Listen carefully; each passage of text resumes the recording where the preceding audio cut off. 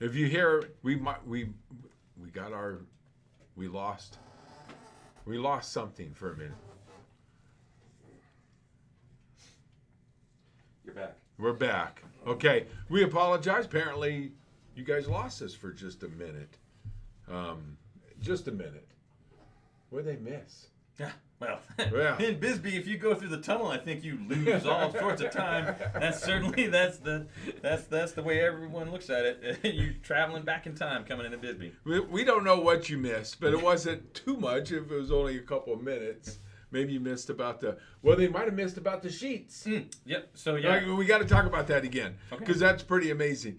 They dye sheets like dye sheets like. Oh, go ahead. Yeah. So we could do shower curtains, but I've done twin sheets, queen sheets. That's really kind of where our current equipment tops out at. Is the queen is about as big as we can do. We can do the king size sheets.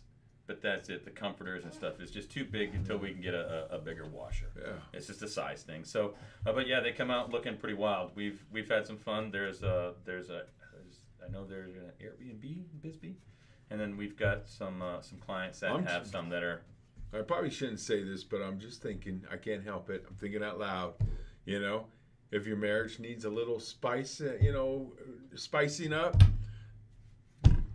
Dye sheets might just do the trick. You're like, honey, look at that. Yep. Look at that bed. It might work. It could. It could. If you need a little spice in life, and spice it up. Sure. Yeah. Absolutely.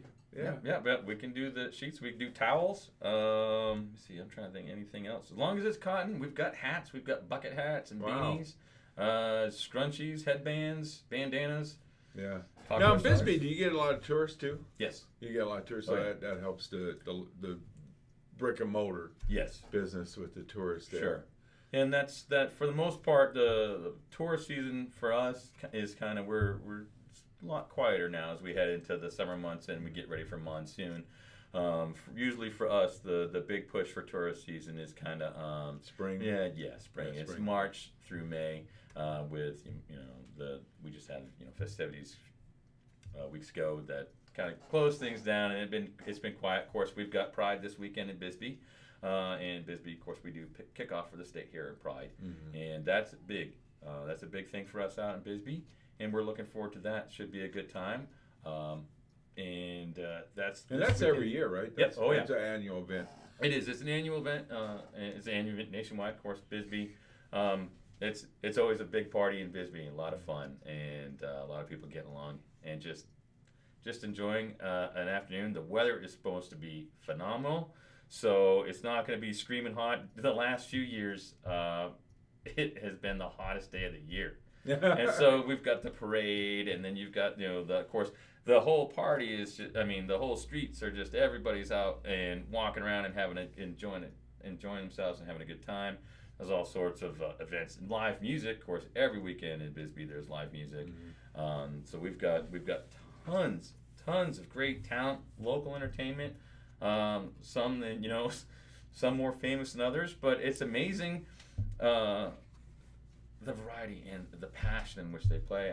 Even at our little American Legion, the best little post in Arizona, just last week we had Melissa Reeves out there, Kayla Von der Heed, so Johnny Rocket, and others playing guitar, and just a great time. And right there, you're sitting out on our porch, looking at Mount San Jose, and a wonderful panoramic view, looking out into Mexico, and it's just beautiful views there. So if you haven't made it out there, come on out and see us. It's been a while. It's been a while since we've been to Bisbee. Yeah. I don't know how long. It's been a little while. It used to be, especially if you get visitors from away. Lots of people from away. Well, you always do. Living here, you always do the Tombstone Bisbee. Okay, you're here to visit. Family comes to visit. Okay, we'll take you to Tombstone. Oh, we're going to take you to Bisbee. And that's probably the last time we've been there is when some family came down. Well, we've got vintage baseball going on, so if you're in the area, 4th of July weekend, historic Warren Ballpark, which is still the oldest continuously operated sports venue in the United States, And that is we've got 1860s rules. So baseball, vintage baseball, 4th of July weekend. So there's always something. Well, you going know, on. having a small business, Mhm. weekends are not weekends. Nope. You got a store Yep. like ours. We're running a store every weekend. Well, we're closed on Sundays. Okay. We're closed. Are you open on? We are. Yeah, You're our open? our business hours. I'm open in the shop. When we're down there in tourist season, we're there Thursday through Sunday. Right now, we're taking a little bit more summertime hours. This is my prime time for making all the dye because I try to dye year round, but wintertime it's hard. Monsoon season's hard. So we're open right now Friday through Sunday, 11 to 5 on Friday, 11 to 5 on Saturday, and right now Sunday we're doing 10 to 4. Okay. And then, of course, people can look on our website, docsdyes.com, or on social media. We're at DocsDyes on Facebook, and we're hashtag DocsDyes on Instagram. So we keep our business hours posted there as well because we do flex. And we also, where we do the traveling, we want people that are coming into town to know that we are going to be away. I've had clients come in as far, I think they were 14, 16 hours away. Wow. And they drove in specifically this summer. They came in to see us for the tie-dye, which I thought was Wow. absolutely wild. Really? Yep. They So, heard yeah. about your store and They did. traveled all that way Yep. specifically for Yep. your store. Yep, we advertise in Right. the Tucson Guide, which is up at the I think that is at the Tucson Airport and might also be at Phoenix. And so we've done that. We've advertised here in town, and I think for the people that like tie dye, you find we've learned that there are dyers in certain areas, and by region. Of course, there's a lot of good tie dye out in Pacific Northwest. West Coast, out in California, San Francisco, there's dyers. That we've heard of a guy out in TRC that's quite good. Of course, we're here. We're the best dyers in Cochise County. In Arizona. You can go ahead and say it. Sure. Arizona, best dyers in Arizona. So, look at that shirt. That shirt is really good. Well, purple's my favorite color. So you got the purple in there, which is the strongest color. That's our brand. Right That's our there. store colors are actually purple and white. Right. That's our Okay. branding. Yep. And so for when we're at Art in the Park, look for the purple and white tent. We'll have our purple and white. Yeah. okay. Some of the events because of the. That's in October, right? Yes. Art in the Park? Art in the Park should be the first week of October, and then Patagonia is the second week of October, and that's our biggest venue there. So at Art in the Park, we will have our purple and white tent. In Patagonia, and that'll be a 10 by 10. In Patagonia, we're going to have a 10 by 20, and we're going to be down by the fire department where they have the grill down there cooking burgers. So it sounds to me like, okay, you got that busy time in Bisbee, Yeah. that window, which is spring, really, mostly spring. Mhm. But then summertime, you got a whole bunch of events Yes. that you travel to. So Yep. it kind of works out. It does. You know, okay, we're home at Bisbee during this time, but then when the slower season, we're on the road, Yeah. and we do good on the road. Yep. Good. So I try to do my production time now during the summertime. Then this spring has been awesome. I've been able to get ahead. We're also we're taking 2 weeks. We're going out and we're at Sunsites and working with some kids out there with their youth group, and we're showing them how to do some tricks with dyes. So that'll be fun. That's it. Yeah, you know, you just said that. I thought, man, you could do that kind of event. You know, like they do. One member of our network does. Help me out. My memory's so bad. At Docs does the painting. Lori. Huh? Lori. Lori. What's her business? She does paintings by Lori. I forget the full thing, but she does it there at Docs. She also does it, I think, every first, maybe third Saturday over at Mystique Mercantile. Because she's always there during the first Saturday's vending events. So I could see that being real popular, just having events where people can come and make their own tie-dye. Oh boy, it makes a wicked mess. Yeah. Yeah.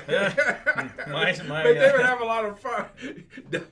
Don't wear a white shirt.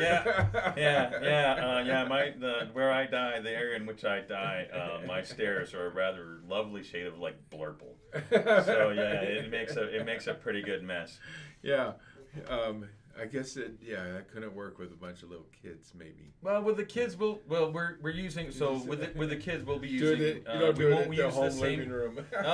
We're going on site. We'll be out there doing it at their activity center, and we don't actually because we are working with kids. We're not using the same we're not using the exact same dyes that we use for our normal professional stuff. We'll be using it's tulip dye, Hobby Lobby. The brand is Tulip. That's the same stuff you can get right over here at Hobby Lobby or Walmart. It's great. It's a cold water dye, so it's one of those things. It's much safer when we're working with kids. There's a splash hazard. And it's one thing as an adult. I mean, I've got dye on me here, but I wear gloves. I wear eye pro. I'm wearing boots, and I'm wearing some kind of water resistant pants while I'm rinsing it off, so that way I'm not covered in dye. Because it's kind of nasty. Mm-hmm. And if you're doing it occasionally, it's one thing, but if you're around it all the time, that's not something that you get permanently stained. Right. So when we're working with the kids, we want to make sure that we've got a safe product that is something that they can use. They don't have to worry about the splash hazard or a chemical hazard or a burn or anything like that. So it won't be quite as vibrant, but they're going to have every bit as much fun. Yep. They're going to have fun. And it's an activity. Yep, it is. They did it themselves. That's the whole thing. It's learning to create something, and they have to wait a little bit. So there's patience. I can see that. I mean, even as an adult, it's hard to. We call it opening presents because even though you dye with an intent, like I want this to come out a certain way, and there's plan it out. It doesn't always come out the way you intend it to, and there's always a wow factor, and certainly with the ice dye, and even more so with the snow dye, that X factor, you never know what you're going to get. Time, temperature, humidity, all those things take. How fast is your ice melting? What dyes are you using? Are there some because there's some that you can actually hear it with the ice, it makes it crackle. Yeah, it's the chemical component of it. So that, and you can also use different salts on them to get different effects with your dyeing. And so those it'll affect your melt rate. So as the melt rate changes, then how much is it pulling through your garment? So a lot more complicated than what we did in the '60s, I think. Art and science. Where we just went and grabbed any old T-shirt, tied it with the rubber band, bought some dye at the little local store, and went home, and sounds a little bit more complicated when you do it professionally. A little bit. But hey, that's where it started though in the '60s. Yep. Eric wasn't around back then. Were you even thought of yet? No. Not even thought of yet. No. Me neither. No, you neither. No. I may or may not be younger than him. Yeah. Just me. Yeah. It was a good time. That was a good time. And a lot of people actually misunderstand the '60s. I'm going to get a little soapbox here again. No, really. Because everybody just thinks hippies, drugs, free sex. Yeah, that was all part of it. But actually, the '60s started out with a bunch of really, really well-educated, smart college kids that started to question a lot of things. Yes, obviously one of them was the Vietnam War. Why are we there? What's going on? But then they started from there. They started questioning other things. Why this? Why that? I won't get any more. But they got into everything. They got into, questioning politics. Oh, sure. And it led to some significant changes. It did. It led to changes in racial issues that we had, especially back before the '60s. Absolutely. Women's rights. Yep.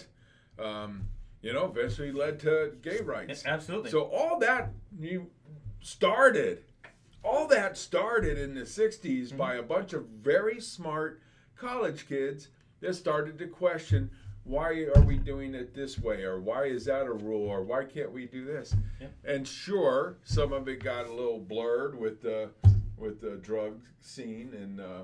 Sure, and that powers that be. I mean, it was. That got pushed a little bit. It absolutely. It was an agenda, and it was spin placed on it, especially with the connotations with narcotics use and stuff like that. That's how marijuana ended up becoming Schedule I narcotics. Right. And now take a look. Here we are. It's 2023, and it's legal now. Yep. Absolutely. I mean, there's So how things have changed, and for the better.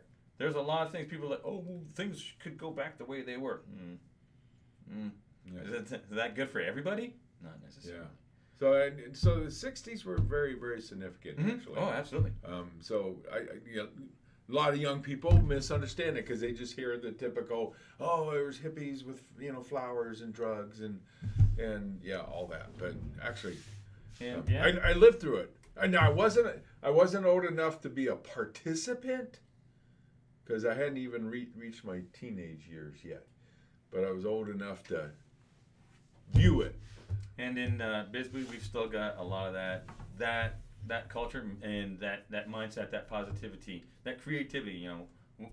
Looking and creating art, because the mind. While we do have the mines are still there, but when the mines left in the '70s, and it was the hippies that took over in Bisbee and the artists, and now it's an artist community, and that's who's running it today.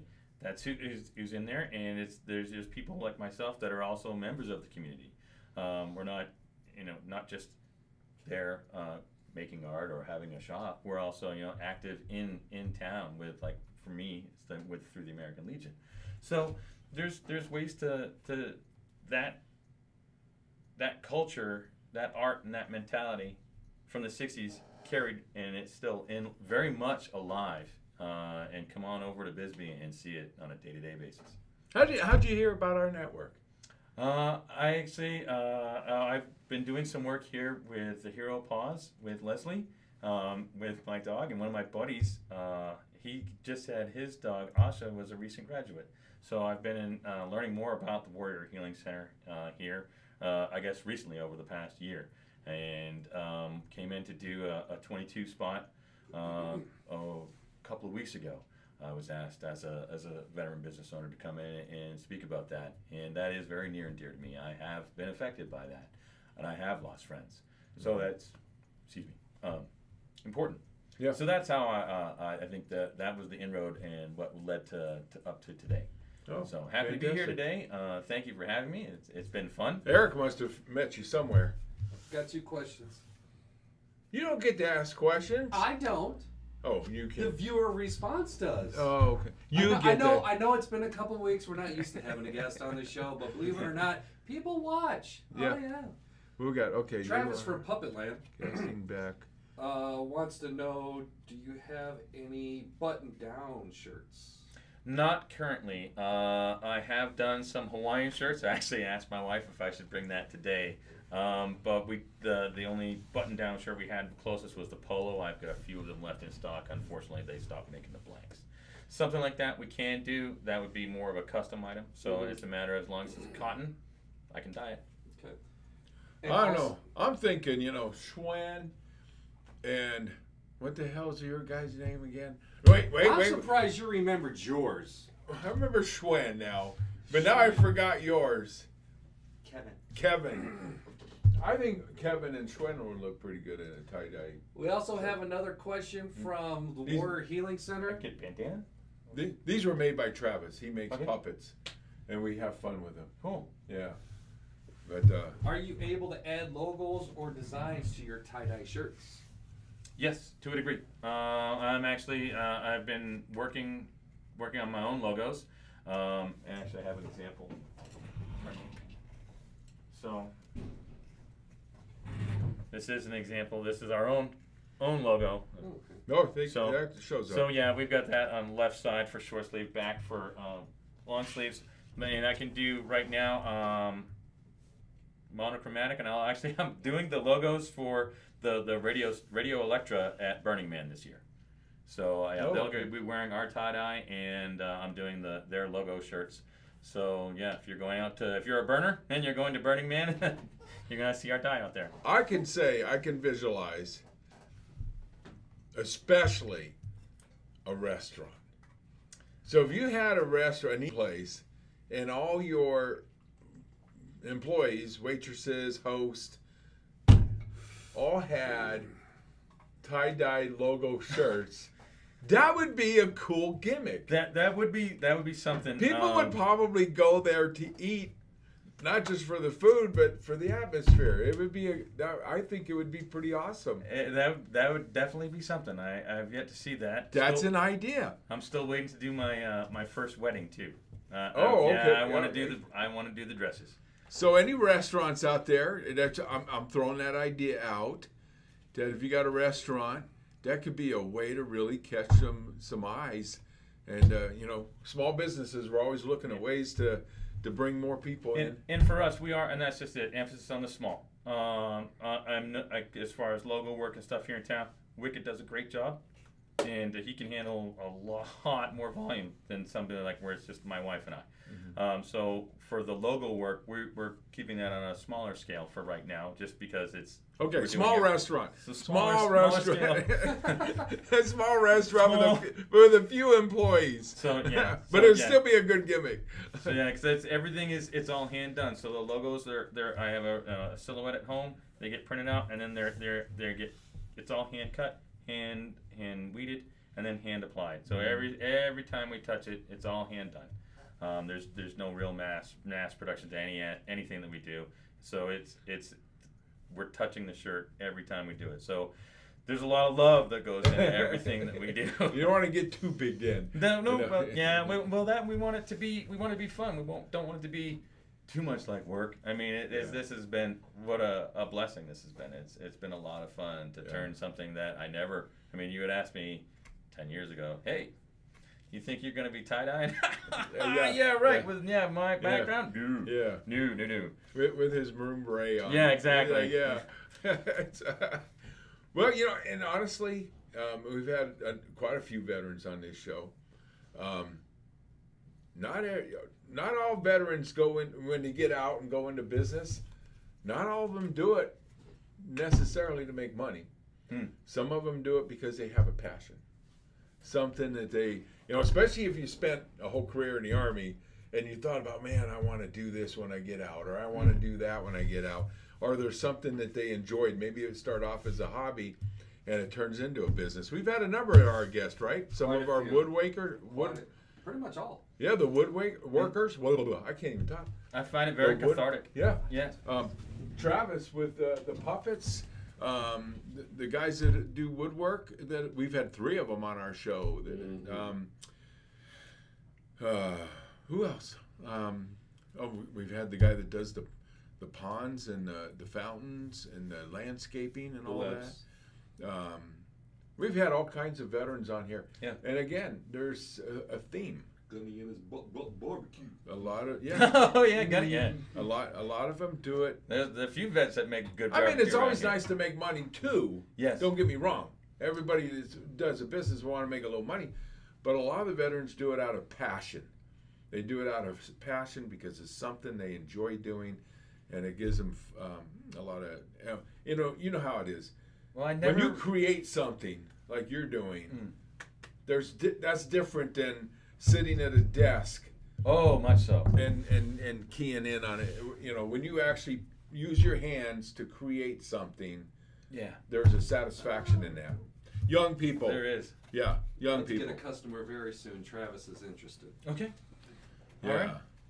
So young people, that's another little mini soapbox. How many have you been on today? But they've been short ones, no big long one. Young people, learn to do stuff with your hands. You will find it very fulfilling. Trust me. It's been a lot of fun. Am I right? Yeah. Oh yeah. I would never played with a whole lot of art. I mean, we're normal kid stuff. We're creating stuff as a child. But I never really did a whole lot. My wife got me a set of oils, and we painted along with Bob Ross. We did a Bob Ross night, and there was no mistakes, just happy accidents. And we had a lot of fun. And then I started painting. Those things like, wow, this is great. And we started doing some of the tie-dye, and we were playing with that. And I love color. Yeah. If you can't tell, I really like color, and I found that I have a knack for it. I have an eye for it. I'm pretty good at even like matching wet paints to dry paints. I was good at that stuff. And with the tie dye, I've been able to create and in I guess in a way express myself through color and art. And we have had fun. We've been able to travel with it. We've actually turned it into a successful business, and that's something that I never thought in a million years that I would do. And it's been a lot of fun here with the networking, of course, friends and family, the NCO network that we've got, now the expanded, and it's fun. And being, that was some of my first customers were some of my friends and family.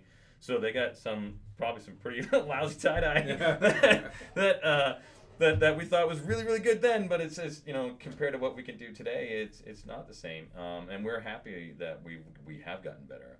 We're proud of what we do. And it's nice. It's fun seeing somebody walk out of the store with a smile on their face, or that's something that's going to be a present for somebody. So it made us smile when we were making it, and that's somebody else smiled when they bought it, and then it's going home and it's bringing somebody a smile. So there's really nothing better than that. When you're creating something that makes others happy, right? Then it's a lot of fun. Yeah, I think we're out of time. Yeah, we're going to wrap this up. Thank you so much. Thank you for having me. Fascinating, and enjoyed it. Thank you. Look into it. You have a number of options. You can either take the short drive up to Bisbee, visit your shop. Currently, Friday, Saturday, and Sunday only during the summer. Correct. Or if that's too far for you to drive, which is not a long drive. Veterans, you'll be at the park. Yeah. Art in the Park. And Patagonia. And Patagonia. Yep. Yeah. Those are our two biggest shows in Arizona. Okay. So look them up. And let's go back to the 60s. Yeah. I'm all for it. I already got the hair. I just need the tie-dye. We can hook you up. We can hook up. All right. And if my daughter should be watching because she probably wants them on in tie-dye shirts, knowing her. I don't know. We'll see. We'll find out. I'll have to tell her about it. Okay. Thank you. Thank you. Here at the Warrior Healing Center. Yes, Eric is here. He's been hiding in the back. We didn't have our double screen, but we'll have it back next week. And we have a guest next week, Eric. You know what? Let's just keep it going like it is because, every week's a coin toss these days. Yeah. We're getting new people coming in. It's just a matter of getting them settled. Right. Yeah, so, people are busy, and we can't always get somebody on the show. It's just a matter of trying to get the date into the right person. So I know, the next couple weeks are going to be pretty busy. Hopefully, we'll get an answer for next week. I think I do, but I got to go look at it. But okay, tune in and find out who shows up. Tune in next week, 5 o'clock, here at the Warrior Healing Center for the Veteran-Owned Business Network. Coach E Spotlight. Boy, I got it all in there. All right, thanks. Thank you. You bet. All right, thank you. We're sign off now. I got to do it. That's right. That's right. That's right.